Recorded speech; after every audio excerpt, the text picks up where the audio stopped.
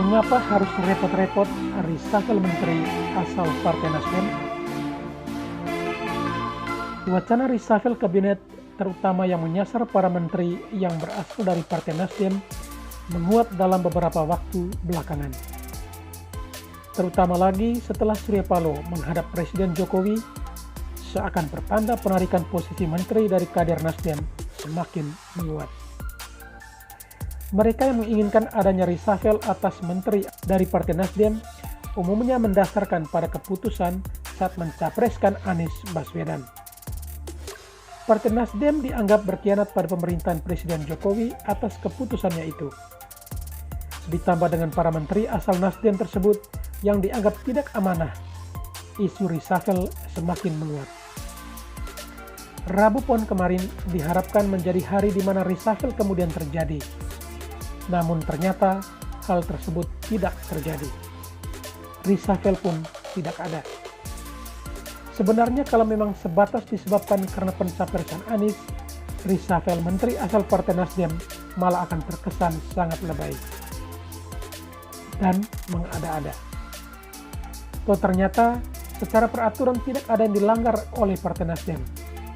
Yang ada hanya soal kepatutan semata, yang itu pun soal benar salahnya sangat tergantung dari tafsir masing-masing pihak. Bila hanya politis, memang tidak sepenuhnya salah. Presiden punya pertimbangan yang secara prerogatif memang melekat padanya. Namun kedepannya belum tentu itu akan menjadi yang terburuk bagi Partai Nasdem dan juga Anies Baswedan. Justru bisa menjadi senjata yang bisa dimanfaatkan sebagai penambah pemikat. Semakin membesar-besarkan narasi teraniaya menjadi salah satu caranya.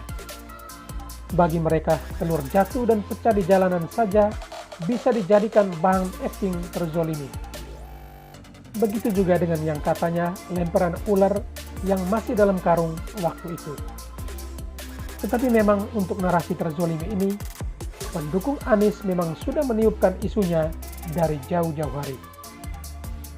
Nah, bila memang reshuffle kemudian dimaksudkan untuk mempreteli jatah menteri asal Partai Nasdem, semakin besar kans untuk memanfaatkan keadaan tersebut untuk memperkuat narasi terzolimi tersebut.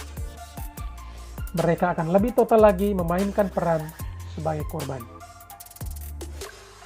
Hal tersebut juga akan membuat perbedaan yang semakin jelas antara dua pihak pemerintah dan pihak Partai Nasdem.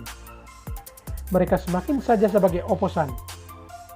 Itu pun oposan yang sok merasa terzolimi. Lain halnya bila memang reshuffle terhadap menteri asal Nasdem tersebut disertai bukti bahwa mereka telah melanggar aturan perundangan yang berlaku. Pencopotan jabatan karena mereka telah terbukti melakukan tindakan kejahatan. Memang kriminal harus diganti. Atau jangan-jangan reshuffle itu sebenarnya juga ditunggu oleh Partai Nasdem dan segenap pendukung Anies Baswedan untuk kemudian dijadikan momentum memperjelas posisinya, untuk kemudian dijadikan pembenaran bahwa narasi penjagalan itu memang ada, untuk kemudian diperbesar hingga menuju Pilpres 2024 nanti.